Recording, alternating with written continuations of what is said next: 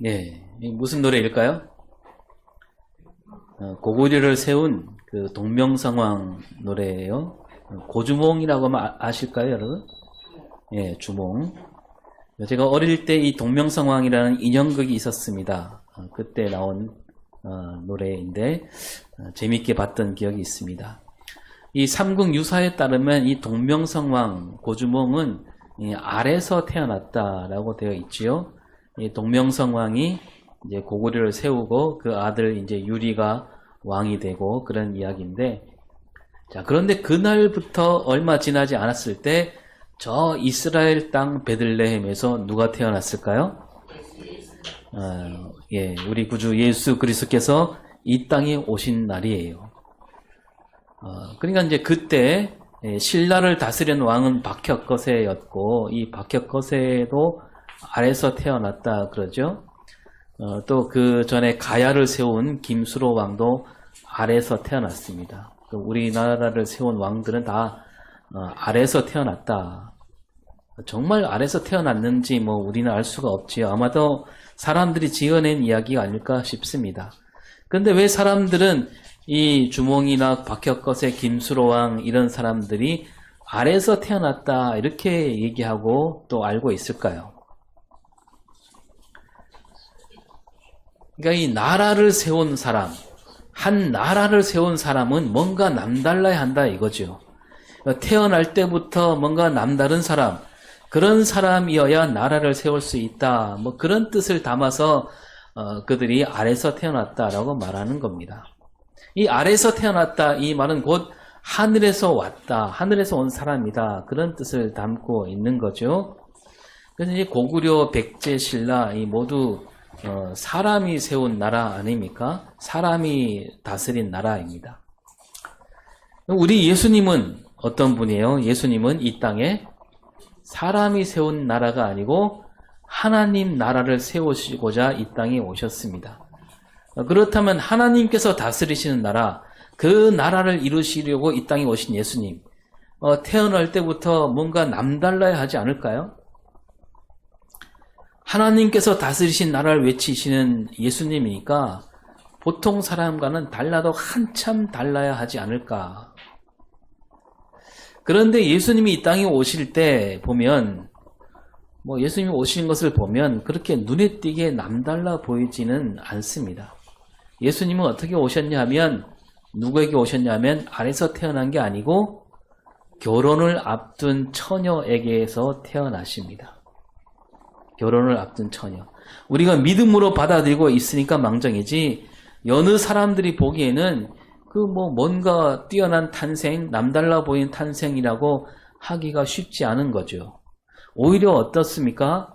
처녀에게 태어났으니까 오해만 불러일으키기가 쉬운 그런 탄생입니다. 그 하나님은 얼마든지 하실 수 있잖아요. 예수님을 이 땅에 보내실 때 뭐 아래서 태어나게 하실 수도 있고, 아니면 저 뭐 슈퍼맨 영화처럼 머나먼 우주 끝에서 별똥별처럼 이 땅에 내려오게 하시든가 하실 수 있고도 남지 않습니까?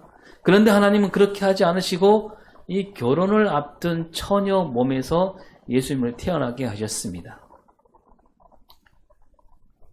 그 사람들은 잘 몰랐어요. 사람들이 보기에는 그래서 예수님 탄생이 막 그렇게 남달라 보이지 않았고 또 믿으려 하지도 않았겠지요. 그런데 예수님을 낳은 마리아는 잘 알고 있었지요. 자기 몸에서 나시는 이 아기 예수는 뭔가 남다르다, 마리아는 알고 있었어요. 그래서 오늘 읽은 말씀 38절에 뭐라고 되어 있습니까? 주의 여정연이 말씀대로 내게 이루어지이다. 예, 주의 여종연이 말씀대로 내게 이루어지다, 이렇게 얘기하고 있습니다. 이 천사 가브리엘이 마리아에게 나타났는데요, 마리아가 임신을 하게 되고 아들을 낳는 일, 이 일은 하나님께서 베푸신 능력이다, 이렇게 알려주고 있습니다. 그리고 이어서 엘리사벳 이야기를 해주죠. 엘리사벳이 늙어서 아이를 갖지 못한 사람이었지만 하나님께서 그 능력으로 그 엘리사벳이 벌써 임신한 지 6달이 되었다 하면서 하나님 말씀은 반드시 이루어진다라고 알려줍니다. 그러니까 엘리사벳이 아기를 가졌는데 그것도 하나님이 하신 일이고, 마리아 너에게도 하나님이 하시는 일이 곧 이루어진다라고 말하고 있습니다. 그럴 때 마리아가 뭐라고 대답하냐면 앞에 읽은 대로 자기를 일컬어 나는 주의 여종이다. 말씀을 그대로 따르는 종입니다. 그러니까 그 말은 뭐냐면 하나님께서 주인이시니까 하나님께서 하실 일이라면 나를 다 내어드리겠다라는 그런 신앙. 하나님께 다 맡긴다는 신앙을 보여줍니다. 이 처녀가 아이를 뵌다. 이거는 자칫하면 부정을 저지른 죄인이라는 굴레가 씌워질 수 있습니다. 근데 마리아는 그 모든 것을 떨쳐버리고 그런 걱정보다는 하나님께서 나에게 하실 일이 먼저다 이런 신앙을 보여주고 있다는 겁니다. 그러니까 마리아 이 깊은 곳에 하나님을 굳게 믿는 신앙이 자리 잡고 있었다는 얘기죠. 마리아가 처음부터 그렇게 알았을까요? 마리아도 처음에는 잘 몰랐지요. 하나님 뜻이 어디 있는지 몰랐고 왜 자기에게 이런 일이 일어나야 하는가 놀라워했고 무서웠습니다. 그랬던 마리아였는데 마리아는 곧 마음을 가다듬고 이 천사를 통해서 주신 하나님 말씀을 마음 깊이 받아들이게 됩니다. 어떻게 그런 일이 되었을까요? 그렇게 되었을까? 마리아는 어떻게 그렇게 바뀔 수 있었을까? 이렇게 볼 수 있습니다. 마리아는 깨달았던 거죠. 이 모든 일이 하나님이 나에게 베푸신 은혜구나. 하나님께서 나에게 은혜를 베푸셨구나 깨달았습니다. 그 28절에 천사 가브리엘이 이렇게 말하지요. 시작. 받은 자여 평안할지어다. 주께서 너와 함께 하시도다. 예, 하나님께서 마리아에게 은혜를 베푸셨고 마리아는 그래서 그 은혜를 받았다라는 얘기입니다. 그 하나님이 함께 하신 은혜, 그 은혜를 마리아가 받았다. 마리아는 그 말을 그대로 받아들인 거예요. 근데 이 오늘 말씀이 누가복음에 나오는 말씀이지만 마태복음에는 마리아가 그 은혜 받은 얘기가 길게 나오지는 않습니다. 마리아의 이야기가 마리아가 무슨 말을 했는가 그런 말도 잘 안 나오는데 근데 우리가 마태복음을 봐도 우리가 마태복음에서도 이 마리아를 우리가 엿볼 수가 있는데요. 이 예수님 탄생 이야기는 오늘 읽은 누가복음과 마태복음에 나오지요. 근데 이 마태복음은 처음에 뭐부터 나와요? 처음에 마태복음 딱 펼치면 족보부터 나오죠. 족보. 아브라함부터 예수님에게 이르기까지 족보를 보여주는데 이 족보 끝에 마리아가 나오잖아요. 그런데 이 족보의 안에서 벌써 하나님 뜻이 들어있다는 거죠. 우리가 2016년도 대림절 때도 이 족보를 훑어보긴 했는데요. 이 마태복음 1장에 나오는 족보는 뭐 그렇습니다. 뭐 낳고 막 이런 말들로 막 이어져 있지요. 그 낳고란 말이 35번 나옵니다. 그리고 낳고 하다가 뭐 낳으니라 뭐 2번 나오고 낳았으니 뭐 1번 이렇게 해서 이 낳는다는 말이 38번 나오고 그 다음에 예수님 이야기가 나와요. 그래서 마태복음 1장 16절을 볼까요? 마리아의 남편 요셉을 낳았으니 마리아에게서 그리스도라 칭하는 예수가 나시니라. 예. 여기서는 예수님이 태어나셨다라고 말하고 있는데 마리아가 예수님을 낳고 이렇게 말하지 않고 예수가 나시니라 이렇게 말씀하고 있지요. 이 16절 말씀은 그러니까 2절부터 15절까지 나온 말씀과 다르게 써 있습니다.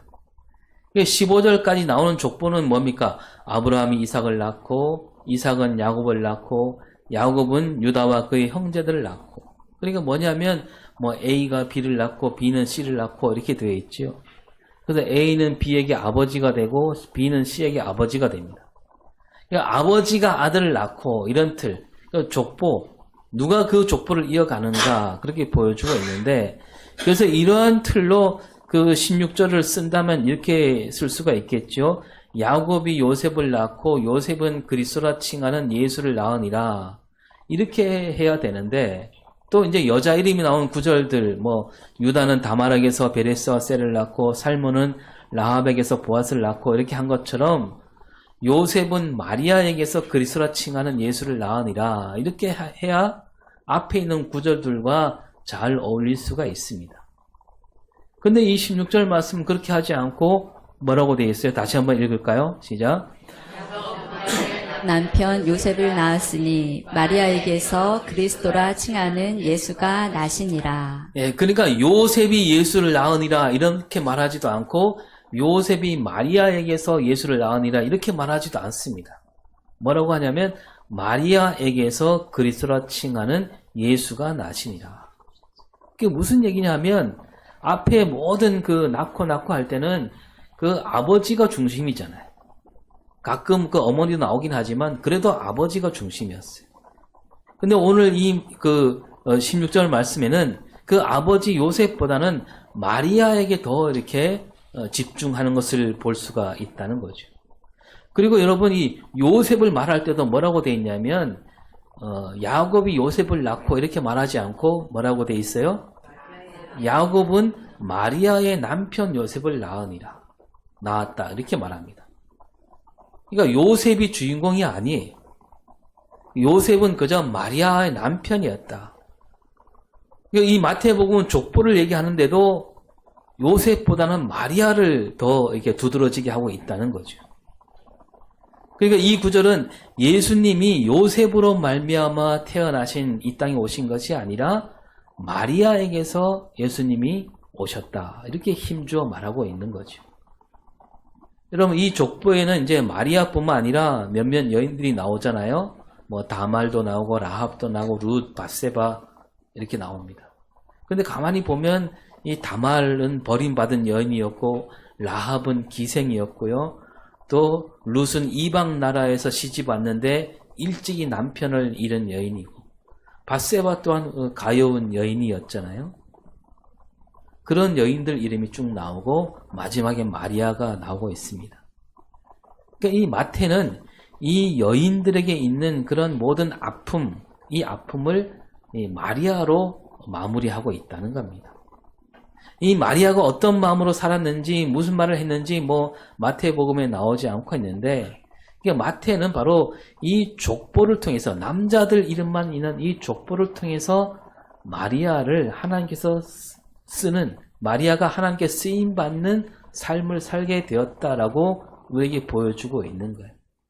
그래서 마리아가 그것을 깨닫게 되는 거죠.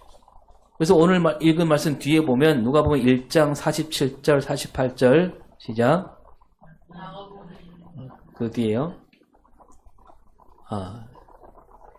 예. 누가복음. 예. 예. 시작. 이 하나님 내 구주를 기뻐하였음은 그의 여종의 비천함을 돌보셨음이라. 예. 마리아가 부른 찬양이 비천한 자를 돌아보신 하나님을 나는 기뻐한다. 내 마음이 하나님 내 구주를 기뻐한다. 이 말은 지금 자기에게 일어난 일이 하나님께서 나에게 주신 축복이다. 큰 축복이다. 그렇게 굳게 믿는 믿음에서 나오는 말이죠. 저 높고 높은 곳에 계신 하나님께서 이 보잘것없는 자기에게 다가오셨다는 사실, 그 하나만으로도 큰 기쁨이다. 마리아는 생각해 보니까 참으로 놀라운 일이었다는 얘기예요. 여러분 하나님 앞에는 아무나 갈 수가 없었어요. 저 옛날 그 조상 아브라함이나 출애굽을 이끈 모세쯤 되어야 하나님을 가까이 할 수 있었다. 그렇게 여기는 시대죠. 그런데 정말 아무도 알아주지 않는 시골 처녀에게 하나님께서 오셔서 말씀하시니 이보다 더 큰 일이 없는 거죠. 그래서 자기에게 닥칠 일, 처녀가 애를 갖는 그 닥칠 일이 사람들을 보기에는 사람들 앞에서는 막 두렵고 떨리는 일이지만 하나님께서 나를 돌보신다는 사실, 그 사실이 그 어떤 두려움보다 더 크다, 이걸 깨닫게 된 겁니다. 이게 마리아는 바로 그런 신앙으로 그 두려움을 기쁨으로 만들었다는 거죠. 하나님 능력이 자기에게 이루어졌다고 고백하며 찬양하고 있습니다. 그리고 하나님 나라 권세와 영광을 짊어지신 그 메시아가 자기를 통해 나신다고 하니 이보다 영광스러운 일이 없다는 것을 마리아는 깨닫게 되는 거죠. 아무도 알아주지 않는 자기, 그 사람들에게 업신여길 받는 여자, 그런 자기를 들어서 그 놀라운 능력을 베푸시는 하나님. 그래서 마리아는 이렇게 또 말합니다. 시작. 이제후로는 만세에 나를 복이 있다 일컬으리로다. 네. 만세, 앞으로 영원이란 말과 같죠. 이 마리아를 가리켜 영원히 복되도다 이렇게 말하게 된다는 거죠. 이 마리아가 부른 찬양이 오늘까지 그대로 들어맞고 있습니다. 우리가 예수님을 말할 때, 예수님 탄생을 말할 때 마리아 없이 말할 수 없지요. 그 예수님은 영원부터 영원까지 우리 구주가 되시고 그와 더불어 마리아도 그 이름이 함께 남아있게 되는 겁니다. 이렇게 하나님은 요셉보다는 먼저 마리아를 들어 쓰셨다는 겁니다. 그럼 하나님께서 이 마리아를, 요셉보다 마리아를 들어 쓰신 뜻이 뭐냐? 그 마태복음 다시 돌아가면 마태는 이 아브라함과 다윗의 핏줄을 이어받은 요셉이 그리스도 예수에게 그 핏줄을 이어갔다 이렇게 말하지 않고 있는 거죠. 유대 민족은요, 아브라함부터 다윗을 거쳐서 그 핏줄이 자기들에게 이어오고 있다라고 아주 자랑스럽게 떠들고 있습니다.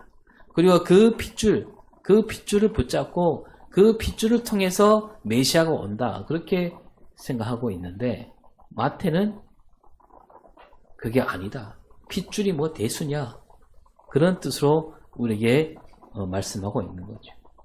그러니까 이 유대인 족보를 보여주고 있지만 이 마태는 그 유대인들에게 잘 보이려고 쓴 책이 아니었다는 겁니다. 유대인들이 내세우던 그 족보도 이 마리아가 없다면 아무런 쓸모없는 족보가 되지 않느냐 이렇게 말하고 있는 겁니다. 그래서 이 마태복음 1장 1절을 다시 보면요. 시작. 아브라함과 다윗의 자손 예수 그리스도의 계보라. 네. 아브라함과 다윗의 자손 예수 그리스도의 계보라. 그러니까 그 족보를 다 읽고 나면 그 예수 그리스도는 너희들 핏줄을 타고 온 게 아니지만 예수 그리스도가 이 땅에 오셨다. 뭐냐면 너희 민족 안에 그리스도가 오셨다는 겁니다. 핏줄로 이어지게 오신 것이 아니라 하나님이 너희들에게 보내주셨다는 얘기예요. 그래서 우리가 사도신경에서 이렇게 고백하지요. 그는 성령으로 잉태되어 동정녀 마리아에게서 나시고 예수님은 핏줄로 잉태한 게 아니라 성령으로 잉태하셨다. 그리고 동정녀 마리아에게 나셨다. 이거 마태복음은 이 땅에 예수님을 보내신 분은 하나님이다. 이것을 아주 똑똑히 짚어주고 있는 겁니다. 이스라엘 역사를 이어주는 족보 안에 예수님이 오시는 것이 아니라 그 역사를 그들이 그렇게 자랑스럽게 여기는 그 역사를 넘어서 이 땅에 오셨다는 겁니다. 여러분 예수님이 이 땅에 이스라엘 땅에 오신 것이 2000년 전인데 그때 오신 예수님은 그 이스라엘 땅과 이스라엘 역사를 넘어서 오신 분이에요. 다시 말씀드리지만 마리아가 예수님을 낳았다가 아니라 예수님이 마리아에게 나신 겁니다. 마리아가 아기 예수를 낳은 것으로만 보는 것이 아니라 예수님이 마리아를 거쳐서 이 땅에 오셨다. 하나님이 보내주셨다는 얘기예요. 예수님이 이 땅에 오시되 저 하늘에서 몸소 이 땅에 오신 거죠. 자연 이치나 역사 속에 매여 있지 않으시고 이 땅에 오셨다라고 그걸 말씀하시려고 그걸 보여주시려고 마리아를 통해서 오셨다는 겁니다. 근데 마리아가 동정녀가 아기를 낳았는데 그 아기가 이러한 일을 깨닫고 말씀도 잘 읽고 그러면서 장차 그리스도가 되었다. 그게 아니에요. 그렇게 오지 않았다는 겁니다. 예수님은 태초부터 계신 분인데 그분이 바로 역사와 어떤 핏줄을 넘어서 마리아 몸을 빌려서 이 땅에 오셨다. 그런 뜻에서 마리아가 예수를 낳았다 이렇게 말하지 않고 마리아에게서 그리스도 예수가 나시니라. 이 말씀이 벌써 마태복음에 있는 겁니다. 이 마리아가 깨달은 거예요. 아, 하나님께서 나를 들어 쓰시는구나. 보잘것없는 나를 들어 쓰시는구나. 이보다 더 큰 은혜가 없구나. 예수님은 오늘도 우리에게 오시는 분인데 마리아에게 오셨듯이 오늘 우리에게도 오시는 분이에요. 여러분 다른 많은 종교는 인간이 신에게로 가야 되잖아요. 신은 가만히 있고 그대로 가만히 있고 인간들이 막 그 신을 향해서 온 힘을 써가면서 그 신 앞으로 가야 되는 그런 종교들이잖아요. 다른 거는. 하지만 우리 기독교는 뭐예요? 하나님께서 이 땅에 우리에게 오신다는 겁니다. 하나님이 먼저 다가오십니다. 하나님이 먼저 손을 내미십니다. 우리는 그 오시는 주님을 맞아들일 뿐인 거죠. 따라서 예수님이 이 땅에 오신 이 일은 우리에게 큰 은혜고 선물이 된다는 말씀이죠. 이 마리아가 하나님 은혜를 깨달았다라고 했는데 그러면 마리아는 어떻게 그 은혜를 깨달을 수 있었을까요? 그럼 마리아도 처음에 놀라고 무서워했습니다. 근데 곧 이어서 하나님 말씀을 마음 깊이 받아들입니다. 어떻게 그럴 수 있었을까?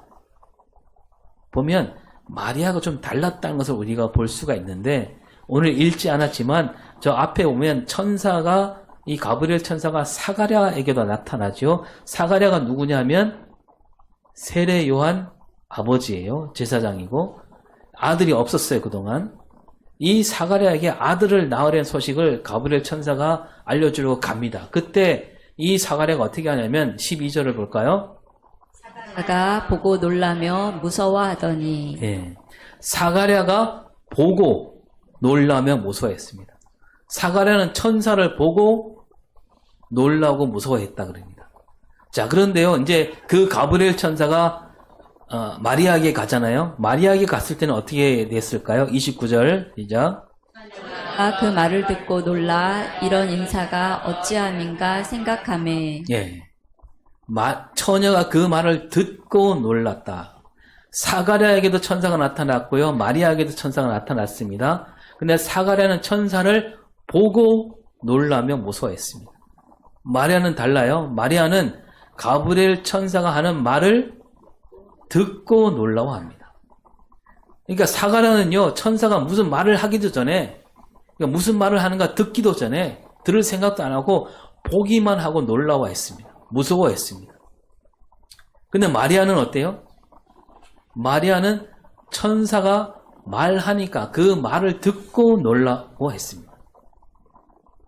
그러니까 이 천사 가브리엘이 나타났을 때 그 보고 놀라지 않고 그 하는 말을 듣고 나서야 놀라워했다는 겁니다. 그러니까 마리아는 무슨 얘기냐? 마리아는 늘 말씀을 기다린 사람이었구나. 다시 말해 하나님 말씀이 이루어지는 때를 기다린 사람이었다는 얘기예요.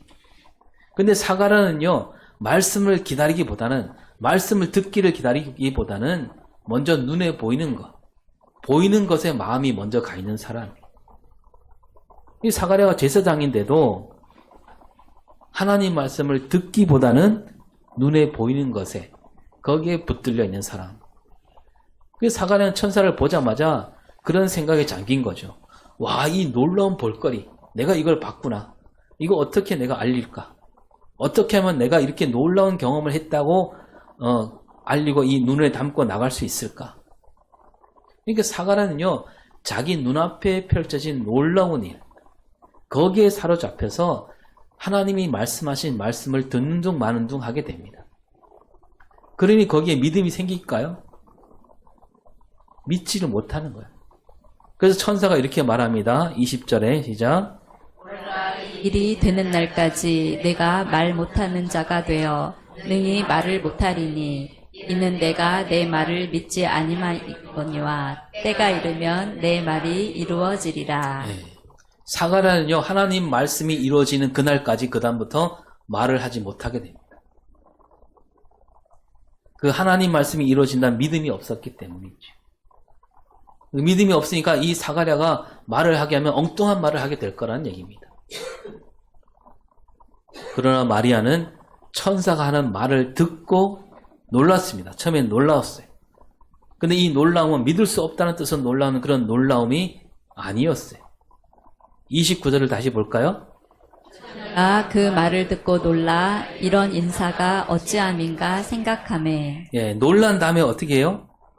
이런 인사가 어찌함인가 생각하매.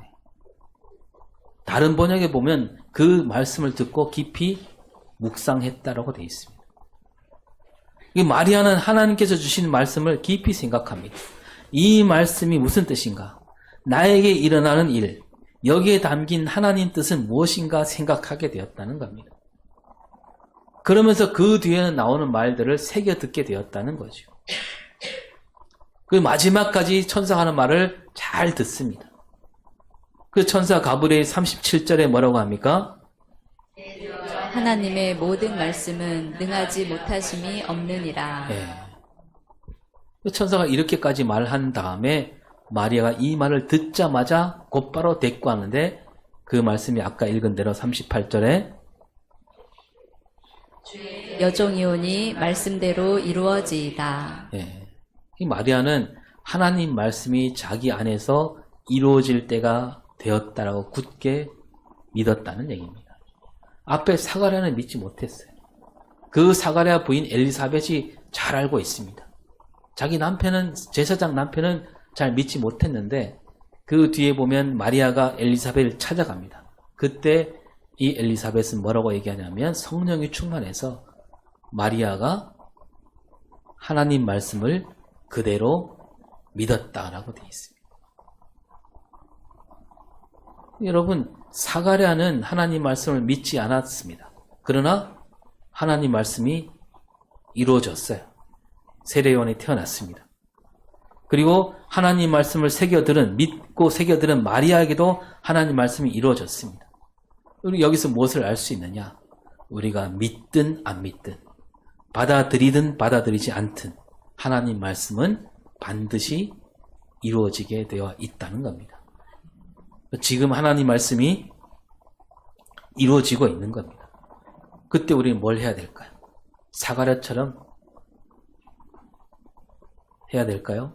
마리아처럼 믿고 받아들여야 될까요? 마리아처럼 믿음으로 하나님 말씀이 이루어지는 때를 우리가 함께 이뤄가는 저와 여러분이 되기를 바랍니다. 성탄이 하루 앞으로 다가왔는데요.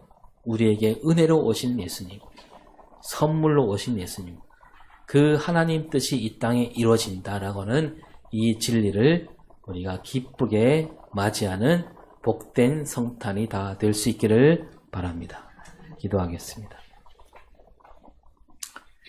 하나님 말씀을 믿지 못한 사가랴에게도, 하나님 말씀을 깊이 받아들인 마리아에게도 하나님 말씀은 이루어졌습니다. 주님을 기다리지 않았던 사람들에게도, 또 주님을 기다린 사람에게도 주님이 오셨습니다.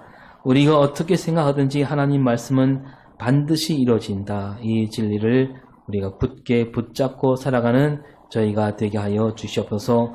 오늘도 하나님 말씀이 이루어지고 있음을, 그 진리를 잊어버리지 않는 저희가 되게 하여 주시옵소서. 감사드리며 예수님 이름으로 기도합니다. 아멘.